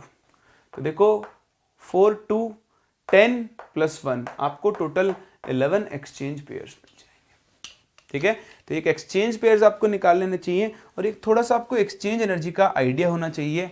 ये एक्सचेंज एनर्जी ही हाफ फील्ड और फुल फील्ड कॉन्फ़िगरेशंस की स्टेबिलिटी के लिए रिस्पॉन्सिबल होती है। चलिए कॉपी करें, फिर कुछ और बातें करता हूं आपसे। अब देखें, कॉन्फ़िगरेशंस की स्टेबिलिटी को सीखने के बाद मैं आपको एक और छोटी सी चीज सिखाना चाहता हूं, that is ground state and excited state configurations. ये भी आपको परेशान कर सकते हैं और क्वांटम नंबर्स में आपको इनके ऊपर बेस्ड क्वेश्चंस भी मिल सकते हैं। तो देखिए क्या डिफरेंस होता है ग्राउंड स्टेट और एक्साइटेड स्टेट कॉन्फ़िगरेशन में। तो आप एक सब हेडिंग और डाल लें, ground state and excited state configurations. बहुत आसान है, थोड़ा समझ लें इनको। आप अगेन इनऑर्गेनिक में यूज करते हो, आप केमिकल बॉन्डिंग पढ़ते हो। जैसे मैं आपसे कहूं कार्बन है, तो कार्बन का इलेक्ट्रॉनिक क्वेश्चन क्या होता है 2s2 2p2। तो इसको आप ऐसे बनाओ, ये है 2s और ये 2p। अब आप इसकी नॉर्मल फॉर्म में फिलिंग करो, तो पहले 2s के 2 इलेक्ट्रॉन भरेंगे, फिर 2p में 2 इलेक्ट्रॉन्स आएंगे। तो ये इसका ग्राउंड स्टेट कॉन्फ़िगरेशन है। ठीक है, अब अगर आपको नॉर्मल कॉन्फ़िगरेशन से डिफरेंट बिहेवियर दिखे, हो क्या, देखो ये इलेक्ट्रॉन अगर कहीं से एनर्जी लेकर आगे चला जाए, तो क्योंकि 2s की एनर्जी कम होती है, लोअर एनर्जी लेवल है, ये हायर एनर्जी लेवल है, इलेक्ट्रॉन लोअर लेवल से हायर लेवल पर चला गया, मतलब इस इलेक्ट्रॉन का क्या हो चुका है, एक्साइटेशन हो चुका है। तो ये इलेक्ट्रॉन एक्साइट होकर क्या हो चुका है, अगले शेल में पहुंच गया है, अगले ऑर्बिटल में पहुंच गया है, हायर एनर्जी लेवल ऑर्बिटल में पहुंच गया है। तो अब कॉन्स्टेंट हो गया 2s1 और ये बन गया 2p3, 1 2 3। जैसे मैंने आपको बताया था s ब्लॉक और p ब्लॉक एलिमेंट्स में d ब्लॉक की तरह शिफ्टिंग नहीं हो सकती है। क्रोमियम और कॉपर में भी कुछ ऐसा ही हुआ, लेकिन वहां शिफ्टिंग होती है, यहां शिफ्टिंग नहीं होती। तो ऐसे कॉन्फ़िगरेशन जब हैं कि भाई नॉर्मल कॉन्फ़िगरेशन तो ये था इसका, लेकिन लिखा हुआ है ये, तो इस कॉन्फ़िगरेशन को हम इसका क्या बोलेंगे, एक्साइटेड स्टेट कॉन्फ़िगरेशन बोलेंगे। कौन सा कॉन्फ़िगरेशन बोलेंगे, इसको हम एक्साइटेड स्टेट कॉन्फ़िगरेशन बोलेंगे। तो अगर हम इन दोनों को कंपेयर करें, क्योंकि ये एक्साइटेड स्टेट है, ये हायर एनर्जी पर होगा, और अगर ये हायर एनर्जी पर होगा तो इसकी स्टेबिलिटी क्या होगी, कम। ठीक है, ये लेस स्टेबल होगा। और ये आपका लोअर एनर्जी पर होगा ग्राउंड स्टेट, और अगर ये लोअर एनर्जी पर होगा तो this will be more stable configuration. तो किसी भी एलिमेंट का जो एक्साइटेड स्टेट का कॉन्फ़िगरेशन होता है वो हमेशा उसके ग्राउंड स्टेट कॉन्फ़िगरेशन से लेस स्टेबल होता है। जैसे मैं आपसे बोलूँ नाइट्रोजन, मैं डायग्राम बना के बताता हूँ आपको, एनर्जी डायग्राम, ऑर्बिटल डायग्राम बोलते हो आप इनको। मैंने लिखा नाइट्रोजन 1, और नाइट्रोजन में तो खैर हम क्या लिखें, चलो लिख लेते हैं 1 2 3, क्या नाइट्रोजन में नहीं आएगा, फॉस्फोरस लिख लो, ऐसे लिखा। तो देखो ये बोला मैंने 3s ऑर्बिटल है, ये बोला 3p और ये बोला 3d। तो आप देखो फॉस्फोरस का अगर आप जनरल कॉन्फिगरेशन लिखो तो आना चाहिए 3s2 3p3, यानी कुछ ऐसा, 3s में 2 इलेक्ट्रॉन और 3p में 3 इलेक्ट्रॉन्स। देखो आप थर्ड शेल में आ चुके हो, तो आगे 3d भी होगा लेकिन वो खाली पड़ा होगा।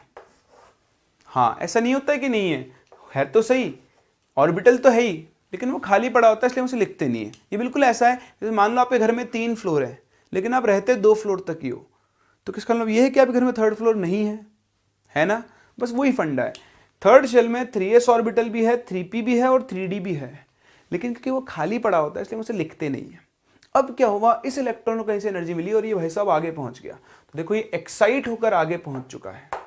तो मैं जो पूछना चाह रहा हूं, ये इसकी ग्राउंड स्टेट है या एक्साइटेड स्टेट है, तो आप आंसर क्या दोगे कि ये इसका एक्साइटेड स्टेट कॉन्फ़िगरेशन है। कौन सा कॉन्फ़िगरेशन है, एक्साइटेड स्टेट कॉन्फ़िगरेशन है। समझते हैं आप इस चीज को, तो आपको ग्राउंड स्टेट और एक्साइटेड स्टेट कॉन्फ़िगरेशंस भी पहचानने आने चाहिए।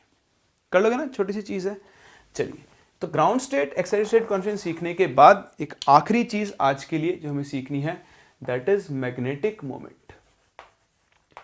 हाँ जी, मैग्नेटिक मोमेंट, ये टर्म आप फिजिक्स में वैसे यूज करते हो, ठीक। तो हम क्या करते हैं, सब्सटेंसेस का मैग्नेटिक मोमेंट कैलकुलेट करते हैं। उसका एक बहुत सिंपल सा फॉर्मूला है, mu is equals to root n into n plus 2 bm, इसकी यूनिट होती है this bm stands for Bohr magnetron. क्या बोलते हैं हम इसे, बोहर मैग्नेट्रॉन। ठीक है, इसकी एज इट इज यूनिट होती है, इसको आप फिजिक्स में पढ़ोगे। अभी इसका सिग्निफिकेंस क्या है वो ध्यान रखना। किसी भी एलिमेंट का मैग्नेटिक मोमेंट निकालकर हम ये पता कर सकते हैं कि वो नेचर में पैरामैग्नेटिक होगा या फिर वो डायमैग्नेटिक होगा। दो तरह के सब्सटेंस होते हैं, एक पैरा और एक डाई। पैरामैग्नेटिक जो मैग्नेटिक फील्ड से यानी मैग्नेट से अट्रैक्ट होते हैं, और डायमैग्नेटिक जो मैग्नेटिक फील्ड से अट्रैक्ट नहीं होते हैं। तो ये दो कैटेगरी ऑफ सब्सटेंसेस होती है। तो बहुत सिंपल है, आप एक एलिमेंट का म्यू निकालो, अगर उसका म्यू 0 आ गया तो सब्सटेंस कैसा होता है, डायमैग्नेटिक। और अगर उसका म्यू नॉन जीरो है तो फिर वो सब्सटेंस नेचर में कैसा होता है, पैरामैग्नेटिक होता है। बात नंबर 1। दूसरा, ये n क्या है, नहीं, ये n प्रिंसिपल क्वांटम नंबर नहीं है। यहां पर ये जो n होता है, this is number of unpaired electrons. क्या है, नंबर ऑफ अनपेयर्ड इलेक्ट्रॉन्स। अगर मैं आपसे कभी पूछूं कि भाई साहब ये एलिमेंट पैरामैग्नेटिक है या नहीं है, तो आपको देखना है कि उसमें अनपेयर्ड इलेक्ट्रॉन है या नहीं।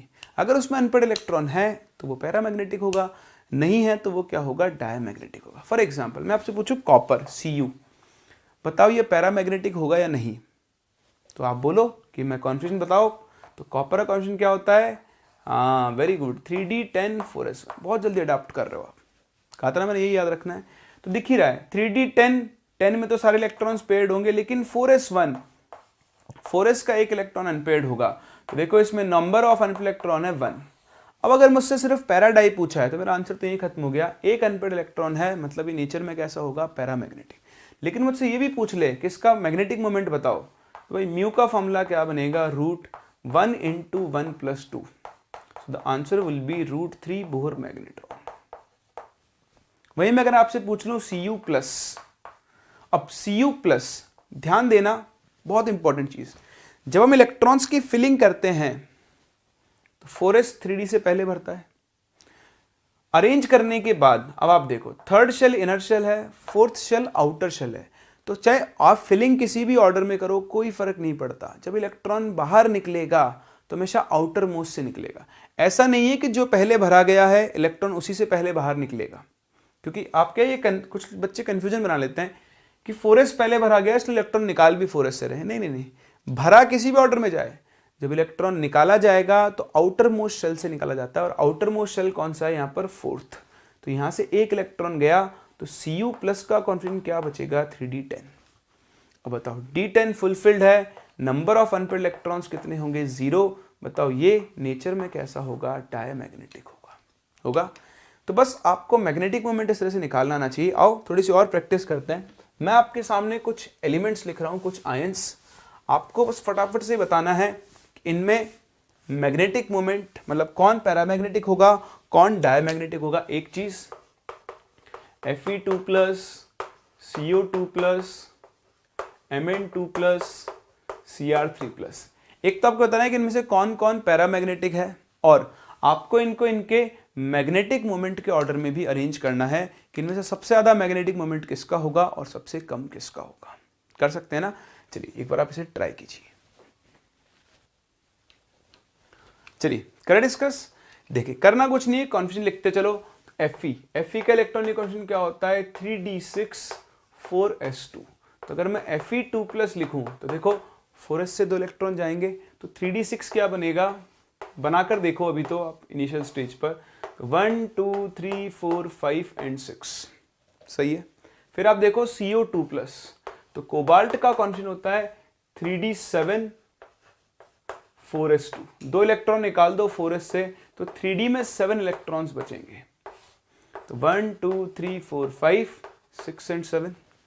इस तरह आप आओ Mn2 plus, Mn2 plus, Mn का इलेक्ट्रॉनिक कॉन्फिगरेशन होता है 3d5 4s2 प्लस 2 में आए तो 4s से इलेक्ट्रॉन गए, कॉन्फिगरेशन क्या बचेगा आपका 3d5।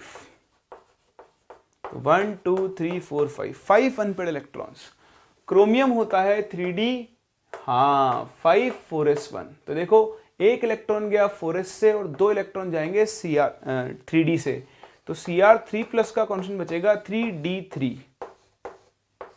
तो 3d3 1 2 एंड 3। बस नंबर ऑफ अनपेड इलेक्ट्रॉन गिनते चलो। बताओ यहाँ अनपेड इलेक्ट्रॉन कितने, 4, यहाँ कितने 3, यहाँ कितने 5 और यहाँ कितने 3। इसका मतलब Cr3 प्लस और CO2 प्लस का मैग्नेटिक मोमेंट क्या होगा, same. Number of unpaired electron क्या है, सेम। और ये सारे के सारे नेचर में कैसा होंगे, पैरामैग्नेटिक, क्योंकि सबके पास अनपेड इलेक्ट्रॉन है। तो ऑर्डर में अरेंज करूं तो सबसे ज्यादा मैग्नेटिक मोमेंट किसका आएगा, Mn2 प्लस, उसके बाद नंबर आएगा Fe2 प्लस और CO2 प्लस और Cr3 प्लस का मैग्नेटिक मोमेंट क्या आएगा, बिल्कुल सेम आएगा। कर सकते हैं। तो इस तरह से आप किसी भी आयन के बारे में पता कर सकते हैं कि वो नेचर में पैरामैग्नेटिक है या फिर डायमैग्नेटिक है। देखिए यहां आकर कहानी खत्म होती है क्वांटम नंबर्स की। तो अब जो आपने क्वांटम नंबर्स जो भी सीखा पिछले 2 लेक्चर्स में, उन सबको हमने लिंक कर लिया है। अगर आप दोनों लेक्चर के नोट्स एक साथ पढ़ें तो आपको सारी स्टोरी समझ में आ जाएगी कि हमने क्यों क्वांटम नंबर पढ़ा और हम कैसे क्वांटम नंबर्स को यूज़ करते हैं। वैसे भी आज का लेक्चर बहुत लंबा हो चुका है, बहुत सारी चीज़ें मैंने आपको यहाँ पर बताई है, थोड़ा उनके ऊपर ध्यान दें। नेक्स्ट लेक्चर में आपको क्वांटम नंबर्स के कुछ स्पेसिफिक टाइप ऑफ क्वेश्चंस करवाऊंगा और फिर हम मूव करेंगे इस चैप्टर के लास्ट पार्ट में, that is called Schrödinger's wave equation, quantum mechanical model of an atom, जो कि सबसे लेटेस्ट मॉडल है और सबसे सक्सेसफुल मॉडल है एक एटम का। तो मिलते हैं नेक्स्ट लेक्चर और यहाँ से आगे कंटिन्यू करते हैं।